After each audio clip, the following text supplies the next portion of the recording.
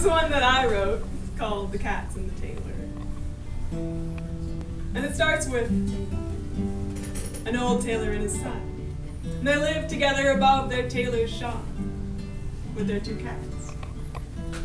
But the old man, as old men do, he got sick. And one day he called his son to him and he said, I think I've set you up well. You've got a good skill, you've got our shop, have our house, and you have my 2 cats. But your life is your own, and you can do what you like with your skills and this building. But promise me you will take care of the cats. And the young tailor promised. And in time his father died, and all the tailors held a funeral for him, and the cats walked at the end of the funeral procession. And long after everyone else had gone off to the wake, the cats stayed on the grave, with their heads very close to the ground, as if listening. Now the young tailor, he went back to work, and he did well for himself.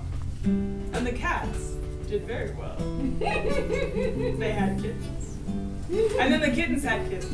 And the kittens had kittens, and the kittens had kittens, and the kittens had kittens, till the whole apartment and the whole tailor shop was overrun with cats. Now,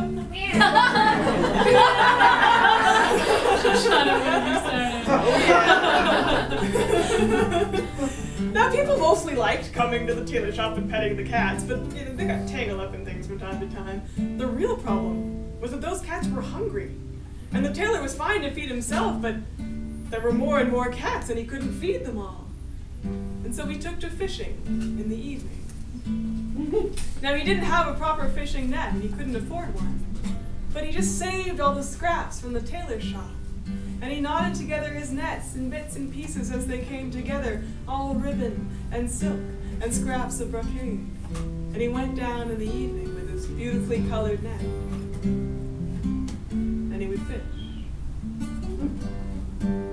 Now, most of the fishermen thought he was pretty strange because he had this funny-looking net, but there was one old man who liked him, and he showed him how to fish properly. And sometimes they would sit and talk, and sometimes the tailor would fish alone. But the princess of that country waited for the verse. I'm just a poor tailor with felines to feed. My father, he left them to me. I will weave a strong net with fine scraps of silk and learn how to fish so their bellies are full. How I wish that their bellies were full. And it sparkles and shines like fruits on fire, like a bright glowing rainbow in the garden of time.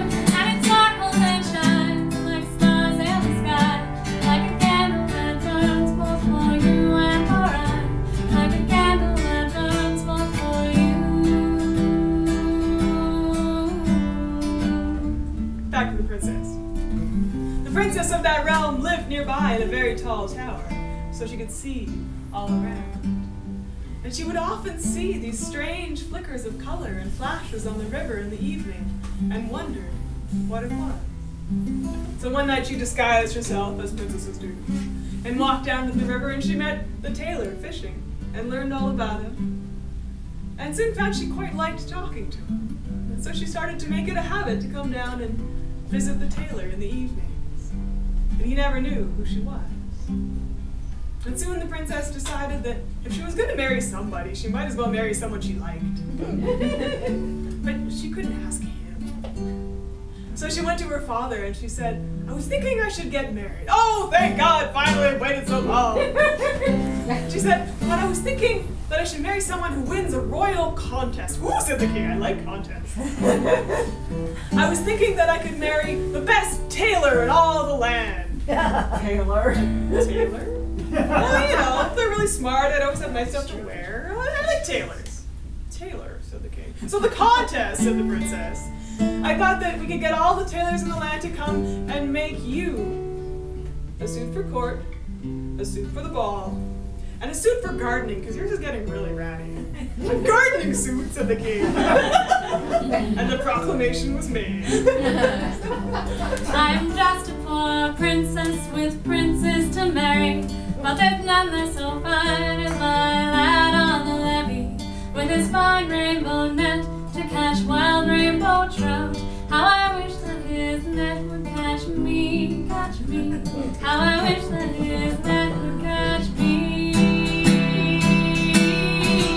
And it sparkles and shines like fruits on vine, like a bright glowing rainbow in the garden of time. And it sparkles and shines like stars in the sky, like a candle that burns both for you and for I, like a candle that burns both for you. So the proclamation went out and all the tailors started talking and planning. The princess came by the river in the evening to see how her plan was working. So she mentioned the proclamation and the tailor said, yeah, I heard about that, but I just don't have time. And you gotta pay for all the materials yourself, and then like, I mean, who else is gonna wanna buy a king's gardening suit? The princess said, well, you know, what if I told you a secret? And what's that? I happen to know that the king loves gardening. Duly noted, said the tailor. And soon the day came when all the tailors in the land brought their wares to the palace hall and laid them out. And the king was very excited to go down and see them all, but he got more and more depressed the more he walked around them, because the suits for court were fine, and suits for the ball were very elegant. But the gardening suits were atrocious. Most people didn't know that the king's great love was gardening, so they had taken it as a challenge. How can we make the king look grand even while doing a humble thing like gardening? And so all the gardening suits were silk and brocade with lots of ruffles and plumes that would all get in the way, be a mess. Until there, in the corner, there it was. The perfect gardening suit. It was plain brown leather, reinforced at the knees with lots of give there, and pockets in all the right places for all his tools. This is it, the king said, the perfect gardening suit. Congratulations, young man. Let me get my daughter. And the tailor's jaw dropped just a little when he saw her, but he decided it was all going to work out in the end. So they got married. And the tailor and all his cats went to live in the tower with the princess. But he still went fishing sometimes in the evenings, because even the palace kitchen complained about feeding all those cats. Now one day the king was happily humming along, working in the garden, and the cats were playing around him. And no one saw the small green snake. No one saw it, and the king stepped on it. No one saw it when it reared up in defense and chomped on his leg. The cats saw it then, and they dove for it, and they killed it, but not before the poison went shooting through his veins, for that little green snake was the most venomous snake in the whole country. And the king died instantly. Now the whole country went into mourning. The halls were draped in black. The princess was grief-stricken, and the tailor was terrified. He didn't know how to be king. He just become a prince very recently, and mostly he was just good at sewing clothes and fishing with strange nets. So he decided in the evening to calm himself down and sit and think he would go fishing again. And when he sat down at the river, there was the old fisherman who had taught him how to fish in the first place. And they were talking back and forth about what was going on, and finally the old man said, you know, it was strange that the king went so fast. And I know that when people go before their time, it is easier to bring them back.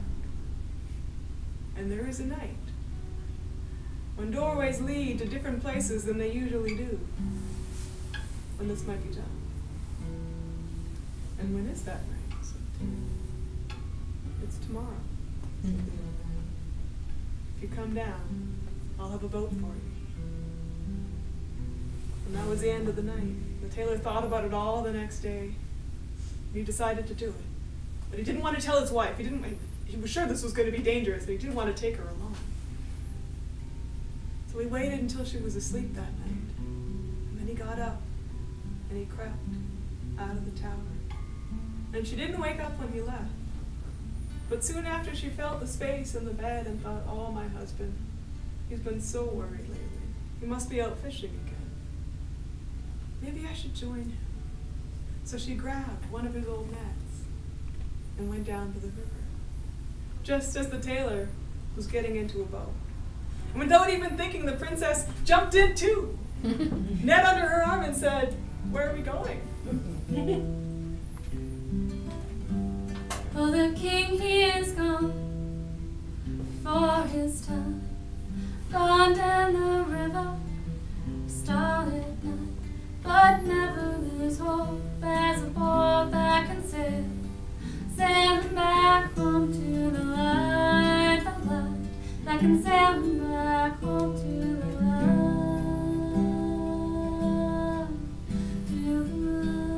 And on they went down the dark river. And the landscape all around looked very strange, although the princess was sure she had sailed on that river before. And she certainly didn't remember when the river turned and went inside a big black cave. At first it was pitch dark, but then there was some glowing fungus that seemed to grow on the walls, lit things just a little. And their eyes were just beginning to adjust to that glow when their boat bumped up against a sandy shore. There was a whisper, and a rustle, and a murmur. And as their eyes adjusted, they saw that the land was filled with shadows. And as they got out, those shadows crowded around them with their hands all over their arms. And most of them they could see right through. But then one face appeared in the crowd. It was a little more solid than the rest. And the princess ran forward and embraced her father, whom she could mostly hold, and pulled him back to the boat. And the tailor was about to join them when he was stopped by another familiar face. For there was his father too in the crowd. And this was perfect. They could bring them both back at the same time, and his father could meet his new wife, and the old man wasn't moving. He stood still and shook his head. When people go before their time, you can bring them back. But I went when my time was ready, and here I must stay. Just in the instant that it took them to have that conversation, the shadows had swarmed around the tailor, and they were so cold. It was as if they were sucking the warmth from him. He could barely stand. And the princess looked back and saw the tailor doubled over under the pile of ghosts. And she was too afraid to go back there. She was looking around in the boat for something to throw when she found the net. And thinking maybe she could catch him in it and drag him back, she threw it out, but it caught on the stalactites at the top of the cave and hung there. And the shadows looked up and pulled away, transfixed by the memory of stars.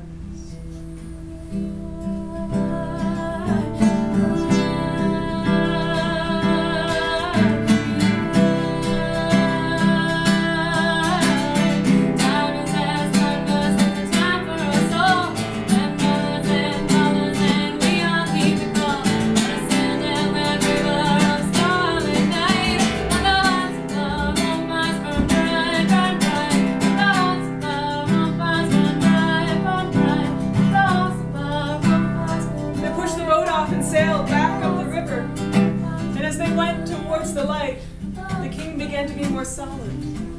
It wasn't until they were back up on the surface that they realized that the two cats that followed the princess into the boat had stayed behind with the old tailor. But on they sailed all the way home, the king getting more solid as they went, until they came all the way back to the castle.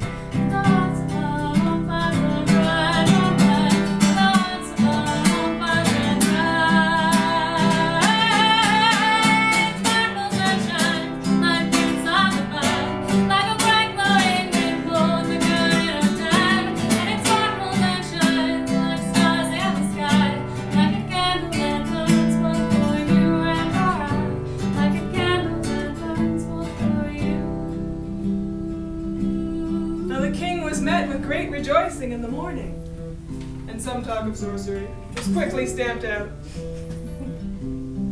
And they lived happily ever after, except for the tailor, who was haunted by the memory of his father down underground. And he remembered the night But the old man had told him, when doors lead to different places than they usually do. And he marked that night. And so the next year on that night, he put a candle in the window of every room in the castle, so that any ghost that had made it back to the surface could have some light. And because it was done in the castle, it was done all over the country. And we still do it today at Halloween. Well,